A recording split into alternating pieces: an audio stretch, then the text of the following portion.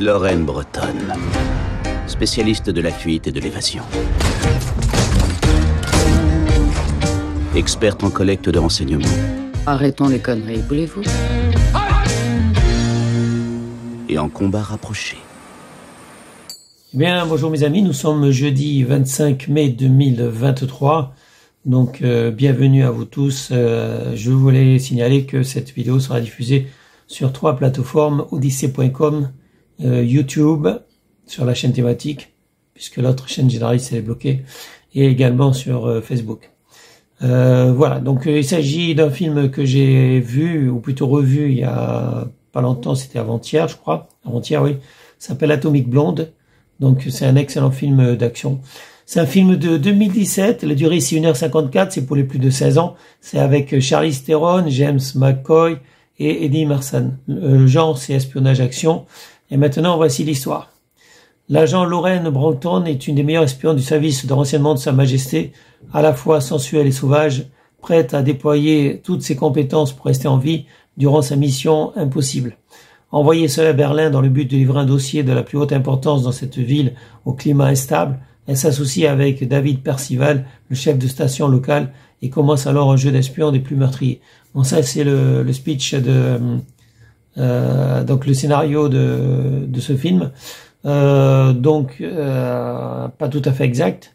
David Percival, donc qui est effectivement le chef de station locale de Sa Majesté, donc de l'Angleterre, comment dire, joue un double jeu. Il travaille surtout pour lui-même, et donc il fait ce qu'il veut à Berlin. Ensuite, il y a effectivement cet agent du MI6, donc agent de service secret anglais, qui s'appelle Lorraine Breton, qui est envoyé donc pour récupérer comment dire, un microfilm, si vous voulez, c'est-à-dire qu'un document qui est tout petit, qui peut être lu par des appareils, qui permet d'avoir, qui va révéler donc une liste d'espions, et certains qui jouent un double jeu. Et donc ça, c'est très intéressant aussi bien pour les Russes que pour la CIA par exemple, mais aussi le MI6. Donc en fait, tous les services secrets, surtout donc le MI6, la CIA et le KGB à l'époque, donc souhaitent récupérer ce document qui est caché dans une montre. Donc ça, c'est pour l'histoire, mes amis. Et ce document a été mis dans un microfilm, dans une montre en fait, par quelqu'un qui a mémorisé tout, qui connaît donc le contenu intégral de cette liste. Et lui aussi, c'est un colis qu'on aimerait bien ramener à l'ouest. Donc actuellement, il est sur Berlin-Est, puisque à l'époque, il y avait le mur de Berlin qui séparait donc la capitale, l'ex-capitale en deux, puisque la capitale de l'Allemagne n'est plus Berlin, évidemment. Mais à l'époque, c'était Berlin jusqu'à ce que la Russie, jusqu'à ce que on décide de séparer en deux, la Russie prenne la moitié de la capitale, de l'ancienne capitale Berlin, donc à la fin de la Deuxième Guerre mondiale. Et les Américains ont décidé que, donc avec les Russes évidemment, que l'Allemagne serait séparée en deux et que Berlin serait séparé en deux aussi. Donc on avait Berlin-Ouest et Berlin-Est. Et donc la partie Ouest, la partie Est, la partie Est qui s'appelait la RDA, République démocratique d'Allemagne. Et donc ça appartenait à l'ex-URSS. À l'époque, ça s'appelait URSS. Et voilà, donc il y avait l'Allemagne de l'Est avec la Stasi qui était la police de l'époque, qui était une police assez dure, mais qui travaillait avec les Russes, c'est-à-dire avec le KGB. KGB qui était à l'époque le nom du service secret, l'acronyme du service secret russe. Maintenant, ça s'appelle le FSB. Après, il y a aussi les renseignements militaires, le GRU, mais bon, ça c'est une autre histoire. En tout cas, concernant les services secrets civils, on va dire, voilà, c'était le KGB à l'époque, c'est devenu le FSB. Voilà, bon, bref. Donc ça, c'est pas très important. Ce qui est important, c'est Charlize Theron, qui est une super actrice, qui a donné tout ce qu'elle avait donc pour ce film Atomic Blonde. C'est pour ça que c'est un bon film d'action, un excellent film d'action, un film que vous avez peut-être déjà vu parce que c'est pas un film récent, il date de 2017, mais qui est disponible sur Netflix actuellement. C'est-à-dire que Netflix a décidé de le remettre dans son catalogue. Et il faut savoir que les films, que ce soit sur Amazon Prime, Disney+ ou Netflix, en fait, ils sont momentanément dans les catalogues, mais les catalogues tournent. C'est-à-dire qu'un film qui est sur Netflix, 1 an ou 2 ans plus tard, il sera plus sur Netflix, il sera peut-être sur Amazon Prime, il sera sur Disney+, parce que ces 3 plateformes, y compris d'autres plateformes également, mais toutes les plateformes, enfin en tout cas ces 3-là, Disney+, Amazon Prime et Netflix, ils font tourner les films, c'est-à-dire qu'ils achètent les droits pour une certaine durée. Et c'est pour ça que vous avez un film, une série qui est disponible, ou un documentaire aussi, qui est disponible un certain temps donc sur un catalogue, comme Atomic Blonde qui est disponible actuellement sur Netflix, c'était pas le cas avant, ça sera pas le cas après. C'est-à-dire c'est le moment ou jamais. Si vous avez envie de voir ou de revoir Atomic Blonde, qui est, comme j'ai dit, un super film de service secret d'action, et là, en fait, on se rend compte effectivement de toute la dangerosité qu'il y avait, parce que Berlin était rempli d'espions. Il y avait les espions de l'Ouest, les espions de l'Est, c'est-à-dire il y avait l'Allemagne de l'Est, qui avait aussi ses services secrets, qui avait ses propres policiers, tout ça, enfin ses propres... voilà.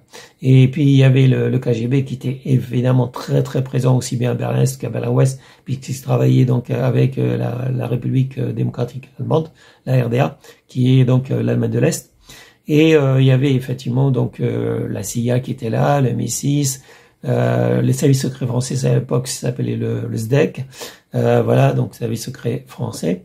Et d'ailleurs on voit très bien qu'à Atomic Blonde, bon, il y a une coopération plus ou moins, enfin une coopération on va dire entre un agent des services secrets français, une agent plutôt, c'est une femme, et cette Charlize Theron, enfin cette Lorraine Bracton, qui est normalement, qui fait partie du MI6, donc service secret anglais. Mais en fait, voilà, je vais pas tout dévoiler, mais elle travaille également pour un autre service, voilà. Mais je dévoilerai pas tout parce que je veux que vous voyez jusqu'à la fin, parce que c'est à la fin que vous comprendrez tout, mes amis.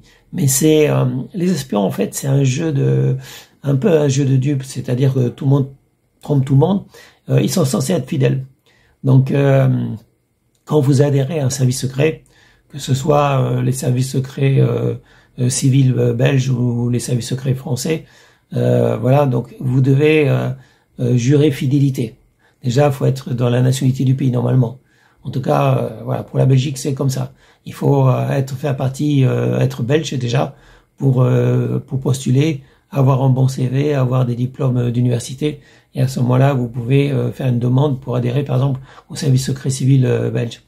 Mais vous devez effectivement jurer fidélité, donc voilà, vous devez être belge, jurer fidélité donc à la Belgique, et à ce moment-là, vous pouvez faire partie des services secrets belges. Enfin, vous êtes choisi, mais il y a 10 sur 1000, enfin sur 1000 demandes, il y en a que 10 qu'on accepte. Alors, en plus, pour parler des services secrets belges, depuis 2005, ils sont plus armés, ils n'ont plus le droit d'avoir des armes à feu. Ça, c'est une autre histoire, puisque en Belgique, il y a eu, un agent des services secrets belges qui a tiré sur la tête de son collègue, et c'était en 2005, et suite à ça, ils ont décidé de leur retirer leurs armes à feu, ce qui fait que les agents belges, ils sont plus trop enclins à aller sur des missions dangereuses, puisqu'ils n'ont pas le droit d'être armés. Ça, c'est un autre problème, mes amis. Bon, on va pas parler de services secrets belges. Je reviens sur Atomic Blonde. Donc, ça se passe à l'époque avant la chute du mur de Berlin, mais juste avant, c'est-à-dire on va assister en fait à la chute du mur de Berlin. Moment très important, donc, et c'est un peu la fin de l'ex-URSS en fait. C'est la fin de la guerre froide entre les États-Unis et la Russie. Mais il y a toujours eu un problème entre la Russie et les États-Unis, parce que les États-Unis, c'est un peu du laisser-aller dans tous les domaines, et c'est pour ça que les prisons aux États-Unis sont archi pleines, et qu'il y a des gangs qui se baladent et tout ça, et que ils ont la liberté d'avoir des armes à feu, alors que la Russie contrôle tout. La Fédération de Russie, bon, ont interdiction de se balader avec des armes à feu. Voilà, les prisons ne sont pas pleines non plus. Il y a plein de différences, mes amis. Donc en fait, c'est toujours deux états d'esprit complètement différents entre la Russie et les États-Unis. C'est pas pour ça que les États-Unis, qui se disent démocratiques, sont le meilleur pays. Voilà, mais enfin bon, de toute façon, je suis pas là pour juger. Il faut savoir que à l'époque d'Atomic Blonde, c'était le KGB. Le KGB était très très dur. Voilà, et tout était difficile. Et c'est vrai que dans un documentaire dont j'ai parlé à propos de Philippe de Dieuleveux, bon, lui c'était un agent de la DGSE au service des clandestins, donc l'ancien service Alpha. Et lui, il a été lâché par les services secrets français, donc à l'époque de François Mitterrand, puisque ils l'ont fait passer pour, ils ont dit que son équipage était un groupe de mercenaires libyens qui voulaient attaquer le barrage Inga. Donc il a été, ils ont envoyé Paris, envoyé donc ce message au service secret du Zaïre à l'époque, puisque ça s'appelait le Zaïre et non pas le Congo. Et suite à ça, la DSP, en fait, la DSP qui était la division spéciale de protection de Mobutu, l'ancien président général du Zaïre, a envoyé ses troupes, a envoyé ses militaires pour la capture des 7 personnes de l'équipage donc de Philippe de Dieuleveux qui descendaient le fleuve à l'époque. Ils voulaient descendre le fleuve d'un bout à l'autre, donc de l'est vers l'ouest, hein, voilà. Et il n'a pas pu le faire parce qu'il y avait un pays qui était en guerre, donc il a dû rentrer, accéder à un autre pays, donc qui n'était pas au départ du fleuve, mais bon, ça c'est une autre histoire. Il y a eu le Belge, Guy Nicolette, qui est arrivé, donc qui s'est greffé là dans cette expédition, et Guy Nicolette qui était un informateur du Libyen, donc de Kadhafi. Alors Kadhafi, c'est un autre problème parce qu'à l'époque c'était un ennemi de la France puisqu'il avait commis des attentats, il avait payé donc des terroristes pour commettre des attentats contre les intérêts des pays européens, notamment de la France. Donc à l'époque les présidents François Mitterrand voulaient sa mort, mais en fait il est devenu très vite un ami incontournable de la France. Donc il avait été invité par Sarkozy. Il y a eu des liens très étroits donc à l'époque, mais ça c'est un autre problème parce qu'il y a eu un procès, donc on peut pas en parler. Mais Paris, donc à l'époque de Sarkozy, a invité le président dictateur Kadhafi, et il était devenu un ami de la France.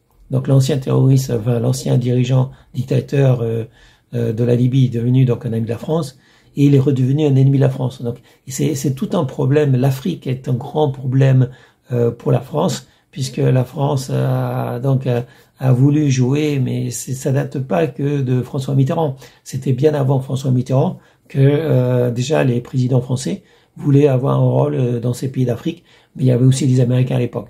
Donc il y avait aussi les Belges et les Anglais également. Mais bon, voilà.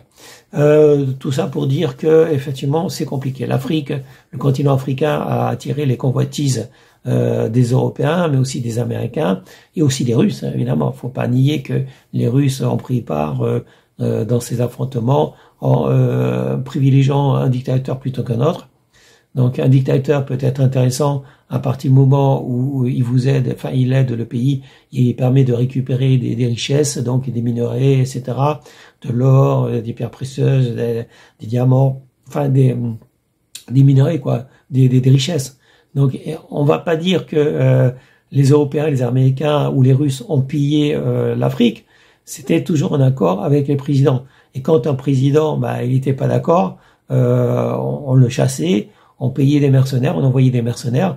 Donc la France aussi a envoyé des mercenaires. Donc on envoyait des mercenaires dans certains pays d'Afrique pour faire un soulèvement, pour qu'on renverse donc le président actuel, pour en mettre un autre. Donc tout ça, ça a été un jeu de dupes. Et pour en venir à Atomic Blonde, c'est un jeu de dupes dans les espions, puisque les espions, ils trahissent aussi. Donc voilà, on le voit dans le film. Bon, j'étais un peu long dans cette histoire. Tout ça pour revenir sur Atomic Blonde, mais il y a tellement de films d'espions. Bon, je vous invite donc à lire des livres sur les services secrets, parce que vous apprendrez énormément de choses. Moi, j'ai terminé il y a un mois, je crois, un livre sur les services secrets français. Mais il y a énormément de livres, de bons livres qui sont sourcés, hein, c'est-à-dire que avec des liens effectivement et des témoignages oraux, des documents, etc. Mais on n'a pas accès à tout et à des archives qui sont encore classées, et le temps qu'on déclassifie tout, il y a des choses qui seront jamais déclassifiées. Donc voilà, on va pas trop en parler, mais c'est quand même un domaine, le domaine du secret, mes amis, et on n'est pas censé en parler, Après, ça arrive souvent que les espions, que ce soit du côté de la Russie, des États-Unis, la France, l'Angleterre, ça arrive que parfois ils parlent, ils écrivent un livre. Est-ce qu'ils ont le droit? Mais ça, c'est pas mon problème. Certains le voient d'un très mauvais œil, qu'ils révèlent des informations que le public n'est pas censé savoir. Quand on parle, par exemple, des opérations Homo, que la France, depuis De Gaulle, en fait, depuis De Gaulle, il y a eu des opérations Homo, et tous les présidents français ont fait exécuter des gens ou des attentats, normalement en dehors de la France, mais également en France.